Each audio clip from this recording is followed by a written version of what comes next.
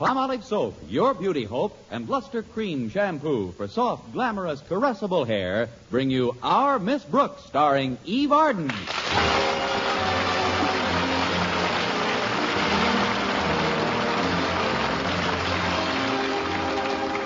After teaching English to the summer school students of Madison High all week long, last Saturday didn't arrive a minute too soon for Our Miss Brooks.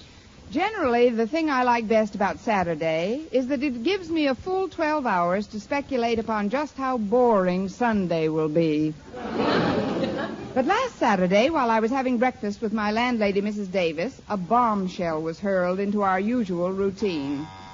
That's the front door bell, isn't it, Connie? Bell is an overstatement, Mrs. Davis. It used to be a bell years ago. Now it sounds like a dying rattlesnake with a frog in its throat. Connie, I wonder who it can be, anyway. All right, I'm coming. Maybe you shouldn't answer it, Connie. I've had the strangest feeling of foreboding all morning. Well, that's silly, Mrs. Davis. It might be good news. Why? Or why should it be bad news? Why not? Let's have the playoffs when I come back. Good morning. I have a telegram here for a Mrs. Davis. Are you a Mrs. Davis? I'm not a Mrs. Anything yet. Don't tell me I've delivered this telegram to the wrong address. Well, I've never been guilty of that in all my years in the service. Well, far be it from me to depress one of our boys in uniform. This is Mrs. Davis's house, all right. I just live with her. Miss Brooks is the name. How do you do? I'm Herbie Terwilliger. That's my bike at the curb. Glad to know both of you. Now, if you'll give me your receipt book, I'll sign for the wire. All right, here you are, Miss Brooks. Bottom line, please. All right. Yes, I've been in the service quite a while now. This is my 6th hitch. Really? Never been a plain foot messenger. Always been with the bicycle squad. That sounds healthy. Of course, during my long term of duty, I've made a host of friends both in and out of the service. I imagine you have. Now, if you'll just... Of course, I've lost a few of my buddies, too. Good, hard-pedaling boys, all of them. I'm sorry, Herbie. Yes, I always think of them when I hear Ghost Riders in the Sky. That song cheers me up, too. I'll take this telegram in to Mrs. Davis now. Goodbye, Herbie. Oh, this isn't goodbye, Miss Brooks. This wire has immediate reply requested printed on it. I'll just wait here on the porch until Mrs. Davis gives me an answer. All right, I'll try to hurry it up for you. I'll appreciate that. I have a slow leak in my rear tire. I'll be back in plenty of time to get it vulcanized. Mrs. Davis, it's for you. What is it, dear? This telegram. Oh, I knew it. I knew something terrible was going to happen today. Terrible, but you haven't even opened it yet. And I'm not going to open it, Connie.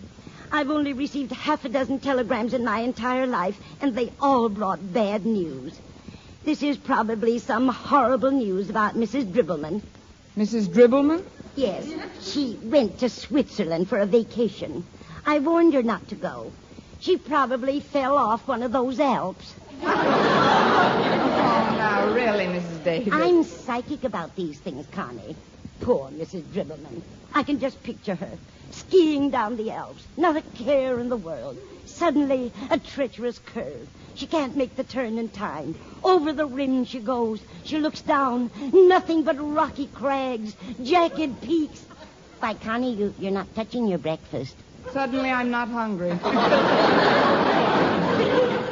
But aren't you going to finish your wheat cakes? Not until you get Mrs. Dribbleman off those peaks. I just remembered, Connie. Mrs. Dribbleman took my advice and decided not to go to Switzerland. She's feeling fine. Well, I'm glad to hear it. I don't want to rush you, Mrs. Davis, but this wire calls for an immediate reply. Look, right here on the envelope.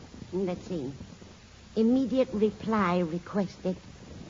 Well, I'm sorry, but Wait a minute, Connie. Look where this telegram was sent from. Through this cellophane here. Doesn't that say Springdale? Springdale? Yes, it does. Why? That's where Uncle Corky lives. Or maybe now I should say lived.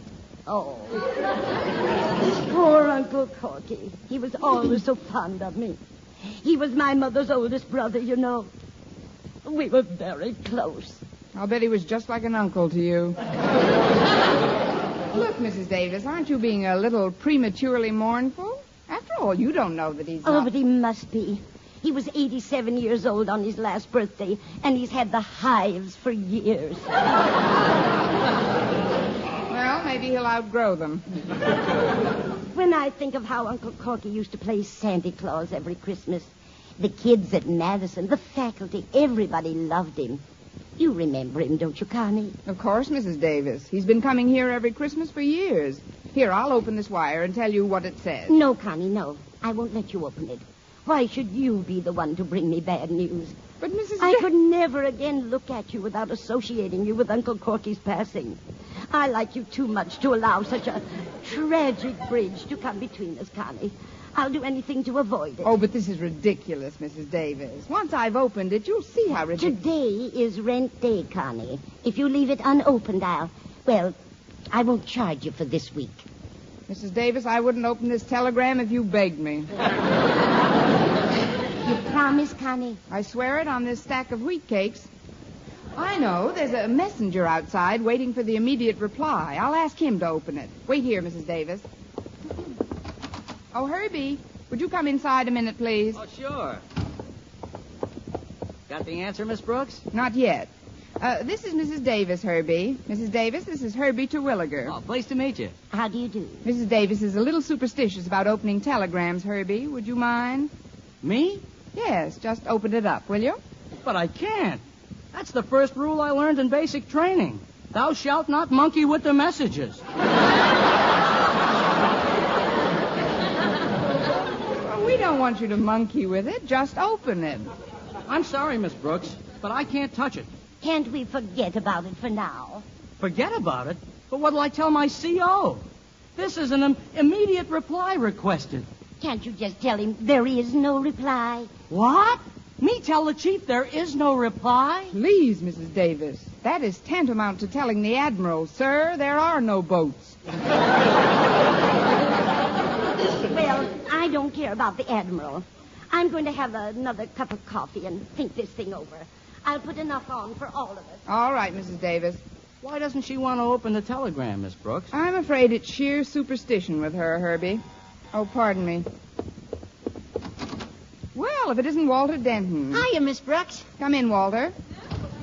What are you doing up so early on a Saturday? Well, I just came by to see if there are any odd jobs I could do for Mrs. Davis. You know, to pick up a little pin money. Well, I don't know about Mrs. Davis, but I'll give you a few pins if you'll do something for me. Come into the living room, will you?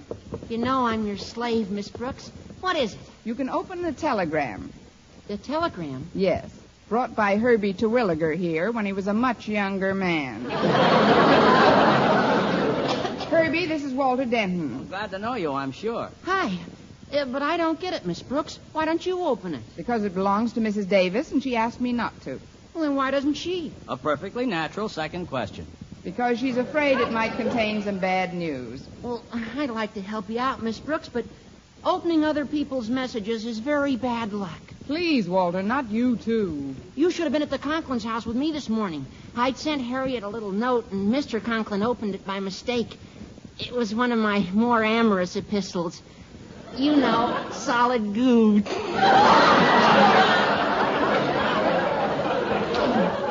His opening it was sure unlucky, though. In what way? Right after he read it, he kicked me down the porch steps. Well, I hate to crash headlong into such a nostalgic moment, but this is getting out of hand. Walter, I insist that you open this wire. Oh, gosh, Miss Brooks, if you're going to be upset about it, hand it over. Here you are. Stop. You can't do it, Walter. Oh, hi, Mrs. Davis. What's the trouble? You remember Uncle Corky, don't you? Uncle Corky? Oh, the old fellow with the beard who plays Santa Claus for us every year. Oh, sure, I remember him. How is he? He's left us, Walter. I'm afraid that's what this telegram is about. Really? But if it was about that, wouldn't it have a black border on it? No, Uncle Corky has a white beard. He was a nice old guy. Oh, look, why don't we take this wire over to Harriet to open? She's not afraid of anything. You're right, Walter. Anyone who could live with Mr. Conklin for 16 years must be made of iron. We'll take it over to Harriet, and we'll You'll do nothing of the sort. We'll just let it rest on this table for a while. But how about the answer? It's an immediate... Don't argue, Herbie. Maybe if the telegram rests for a while, Uncle Corky will feel better.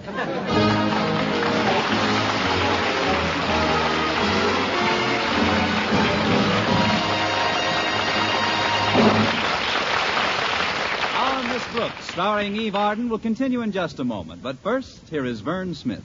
For bare skin beauty, it's bath-size Palmolive with its famous beauty lather.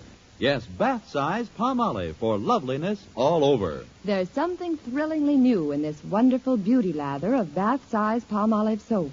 New fragrance, new charm, new allure. See if Palmolive in your daily tub or shower doesn't leave your shoulders, arms, and back, yes, all of you, softer and smoother. Completely lovelier all over. You'll thrill to the tender whisper of perfume it leaves on your skin. A whisper that says, come hither to romance. And this new bath-size Palmolive is so big, so thrifty, economical to use because it lasts so long and gives so much soft, lovely lather so fast. That soft, lovely lather with its alluring new fragrance is Palmolive soaps alone. Palmolive's famous beauty lather. Yes, a new fragrance, new charm, new allure that can make every woman a vision of delight in the new revealing fashions that show so much more of you. So remember, for bare skin beauty, it's bath-size Palmolive with its famous beauty lather. Yes, bath-size Palmolive for loveliness all over. Get bath-size Palmolive soap tomorrow. Menfolk love it, too.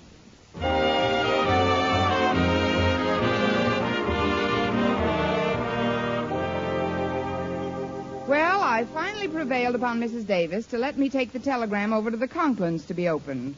When I got to their house, Madison's beloved principal was asleep in a hammock, and Harriet was sitting on the porch steps reading. Hi, Harriet. What's that you're reading? Oh, it's a Western story, Miss Brooks. But please, lower your voice. Why, don't you want the Indians to hear? I don't want Daddy to hear you. He's taking a nap on the hammock. I dropped over to ask a favor of you, Harriet. It'll probably sound pretty silly to you, but, well, you know how peculiar Mrs. Davis is sometimes. Oh, of course. She got this telegram a while ago and simply refuses to open it. She insists that it contains bad news. That is peculiar. I wouldn't mind so much, but it's an immediate reply requested. Oh, Herbie. This is Herbie Terwilliger, Harriet. Pleased to meet your acquaintance, Miss Conklin. Hello. All I want you to do, Harriet, is to open the wire. Me? But why don't... She can't. She promised Mrs. Davis she wouldn't. Oh. Well, then why don't you? He can't. First rule of basic training. He shalt not monkey with the messages. Oh, it's all just a lot of superstitious nonsense, Harriet. Here, tear it open and let's get this over with, Well, if you think it's all right for a stranger to open Mrs. Davis's wire... Stranger? You're no stranger to Uncle Corky, Harriet. As I recall, you're one of his favorite kids here at Madison. Oh, is this wire from Uncle Corky? Mrs. Davis seems to think it's about him, from his next of kin or something. Next of kin? Oh, that dear old gentleman. I'll never forget what a kick he got out of playing Santa Claus at Christmas time. And now he's gone. What is it with that Uncle Corky? The minute you mention his name, people start shoveling.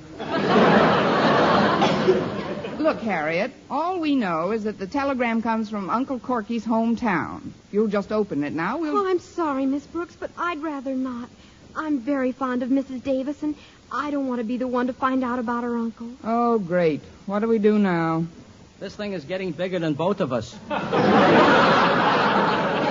You're so right, Herbie. But now I really must put my foot down. While you're at it, put your voice down a notch, will you? Mr. Conklin, I didn't know you were awake. I wasn't. Now that I am, what is all this about a telegram? It belongs to Mrs. Davis, Mr. Conklin. She won't open it because it concerns her Uncle Corky. Uncle Corky? That old fraud? Why, Daddy, how can you speak that way? Why, Uncle Corky's the best Santa Claus that Madison ever had. He's a hypocritical old windbag. Time was when I was considered the best Santa Claus Madison ever had. But, Daddy, you said yourself that putting on that big red tummy was a lot of trouble. You'll have more trouble trying to get it off. Look, Mr. Conklin, I'm sorry I disturbed your nap, but if you'll just open this telegram for us... Why should I open it? Why, it makes me mad just to think of that egotistical, spotlight-grabbing old fulf. What? Don't you see, Daddy? Mrs. Davis is afraid to open the telegram because she thinks it's bad news. About Uncle Corky. She's afraid that Uncle Corky will never play Santa again. But what has Mrs. Davis got to... Never play Santa Claus again? You mean she thinks he's... Yes, Daddy. Oh, that poor old gentleman. How well I remember the merry twinkle in his eye. And that rollicking, cheerful voice as he strolled among us. I remember the first time he came to us at Christmas, how artfully he played Kris Kringle. What was it he used to say so cleverly? Oh, yes. Ho, ho, ho. He ad-libbed every word of it, too. There's something I'd like to remind you of, Mr. Conklin. Nobody knows that Uncle Corky has ho-hoed his last ho. So if you will just open this telegram... No, I'm sorry, Miss Brooks, but I'll have no part of this telegram. Although not addicted to silly superstition, I see no reason to put the whammy on myself. Now, if you'll excuse me, I'd like to continue my nap. And if you'll excuse me, I'd like to go to lunch. I'm starved. Certainly, my boy. Just run along. I'll get a bite at the drugstore, and I'll see you back at Mrs. Davis's house, Miss Brooks. All right, Herbie. Goodbye. Goodbye, Herbie. Goodbye, Harriet. Goodbye, Mr. Conklin. Goodbye. Now then, Miss Brooks, if you don't mind, Who was that?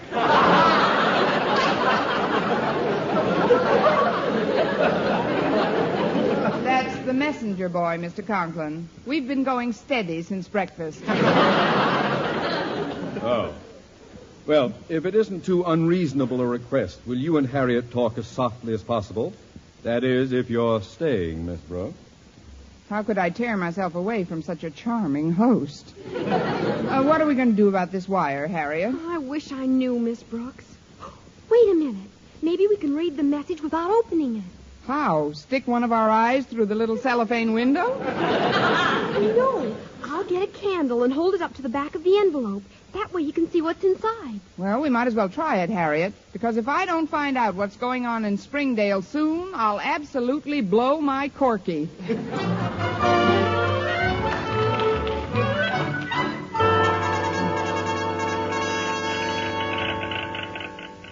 Well, I don't know what Springdale's coming to.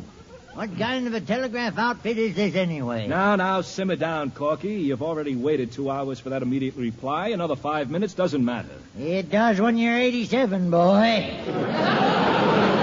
Are you sure you sent the message exactly as I gave it to you? Well, I'll try and dig up the master copy for you.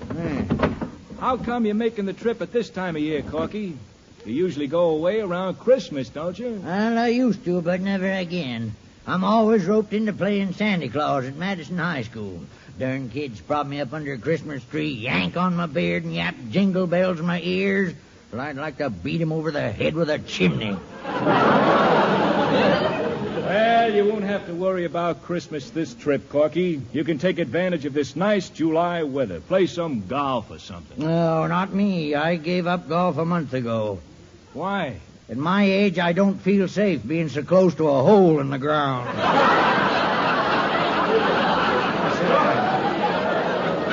Besides, it's bad for my hives. But I'm going to make this vacation of mine a real wing-ding, boy. You know, my niece has a young school teacher living with her, a real looker, what I mean. Hot stuff. Ain't Corky? Oh, she's groovy, Jack. Oh, here's that wire you sent to Mrs. Davis, Corky. I'll read it to you, shall I? That'd be just super. Well, it says, arriving tonight. Please advise if you can put me up. Have 1 week to live a little, and would like to spend it with you. Love, Uncle Corky. Can't understand what's holding up the answer. Well, I'm taking the next train regardless. Lay out your best bib and tugger, Brooksy. Here I come, laughing and a-scratching.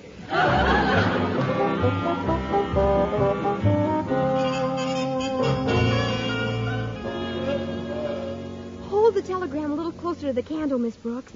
There. Can you see anything yet? Yes, Harriet, I can make out 3 words very clearly. What do they say, Miss Brooks? Don't write, telegraph. Move it a little closer to the flame. That's too close, Miss Brooks. Look out, the telegram's on fire. Oh, no. Miss Brooks, Brooks, you dropped it. Well, under the circumstances, Harriet, I thought it highly advisable. You see, I left my asbestos gloves at the laundromat. Quick, Miss Brooks, step on it. I'm glad I didn't wear my open-toed shoes today. What on earth is all this racket? Oh, it's you. Miss Brooks, you dance divinely. Thank you, Mr. Conklin. This is the step that won me a cup at the fireman's ball. I see.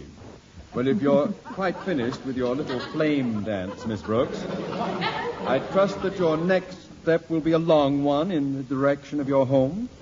First, we've got to find out what's in the telegram, or what's left of it.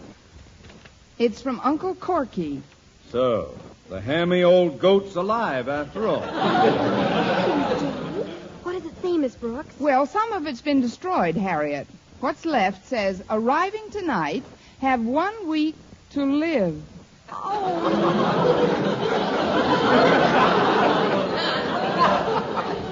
Poor Uncle Corky. I remember when I last saw him. There was a merry twinkle in his eye. And he was hoping he would live to see one more Christmas. But now he's leaving us. Wait, I have an idea. Uncle Corky will have another Christmas. Tonight. Christmas in July? Harriet, get ready to do some Christmas shopping. Yes, Daddy. And Miss Brooks, decorate your living room. Get a Christmas tree, artificial snow, bright colored lights.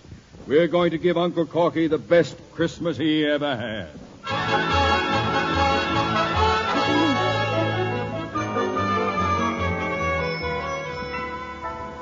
Oh, Uncle Corky will simply adore this Christmas tree, Connie. It's a silver fir, isn't it? Yes, it'll match his beard beautifully. I hope the others get here with their Christmas gifts before Uncle Corky arrives. It's already 8 o'clock, and they said they'd... What was that? Oh, that's Herbie. He fell asleep on the couch this afternoon, waiting for the immediate reply. Poor Herbie. His CO will think he's gone over the hill. Mrs. Davis, would you plug this in the socket, please? I want to see how the tree looks with the lights on. All right, Connie. There. How does it look? Lovely, Mrs. Davis. Really beautiful. A Christmas tree? Have I been here that long?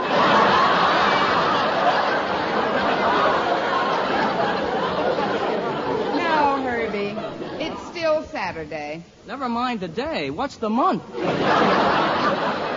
It's July. You fell asleep on the couch. You've only been here 12 hours. 12 hours? Have you got the immediate reply yet? What's your rush? Oh, excuse me. Merry Christmas, Miss Brooks. Merry Christmas. Ho, ho, ho. May we come in? Ho, ho, ho. You certainly may. Look, Mrs. Davis. A pair of perspiring carolers just strayed in. Harriet, dear, and Osgood, Merry Christmas. Merry Christmas. Ho, ho, ho. They'll drum me out of the service for this. Ah, the spirit of the Yuletide is in the air. And what a lovely Christmas tree. And look at those luxuriant pine needles. That's Herbie. He needs a shave. But the tree is really beautiful, Miss Brooks. In 2 years, I would have been up for a pension. You folks can put your gifts under the tree. Or, excuse me. Merry Christmas, Miss Brooks. And a happy Easter to you, Walter. Come into the living room. Friends, we've been joined by one of Santa's little helpers. Oh, it's you, Denton. Uh-oh. Look out the window. There's a cab at the curb, and Uncle Corky's getting out of it. He's here. Now, let's get together on this. If we're to succeed in brightening his remaining days, we've really got to make him believe it's Christmas. Give him that old Yuletide spirit. We know what to do, Miss Brooks. Just wait till old Corky topples through that door. I left the latch off the door, Connie. Come in, Uncle Corky. Hello, Margaret. Let him have it, folks. Jingle bells, jingle all the way. Oh, what fun it is to ride in a one-horse open sleigh. Ho, ho, ho! What are you ho-hoing about, you big oaf. Why, Uncle Corky, we want you to have one more real Christmas. Christmas? What did I do, drop into a nest of cuckoos? Please, Uncle Corky, we want this week to be the happiest you've ever spent. Well, then how about getting some of these people out of here and leaving me alone with Miss Brooks? Did you hear that, Connie? Uncle Corky is fond of you. Oh, that's very touching, Uncle Corky, but isn't this your last week? Might well be, sis, but what a way to go.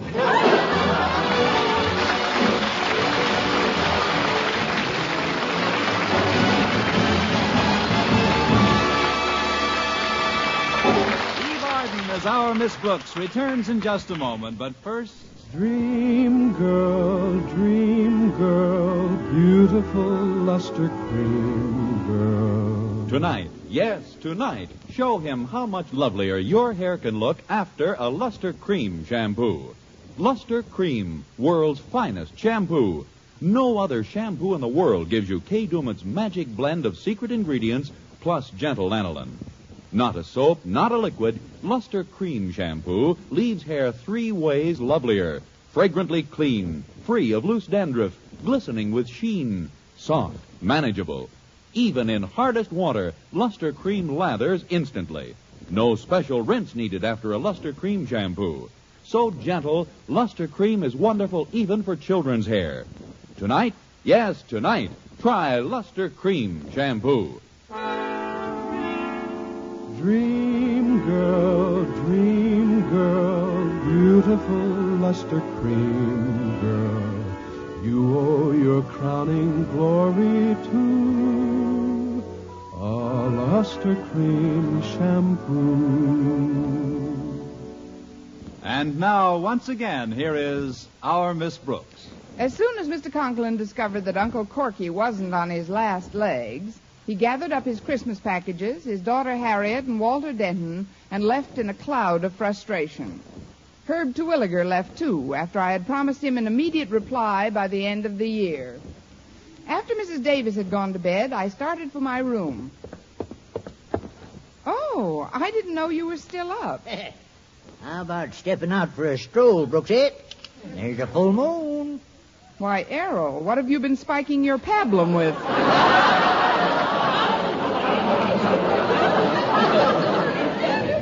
Frankly, Uncle Corky, I'm afraid you're a few minutes too old for me. Too old? Why, don't you know that the longer a man lives, the more he knows about romance? I may be 87, but I really got the know-how.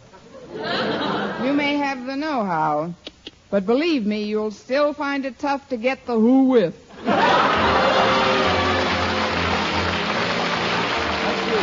Another Our Miss Brooks show brought to you by Palmolive Soap, your beauty hope, and Luster Cream shampoo for soft, glamorous, caressable hair. Our Miss Brooks, starring Eve Arden, is produced by Larry Burns, written and directed by Al Lewis, with music by Wilbur Hatch. Mr. Conklin is played by Gail Gordon. Others in tonight's cast were Jane Morgan, Dick Crenna, Gloria McMillan, Joe Kearns, Jerry Hausner, and Peter Leeds.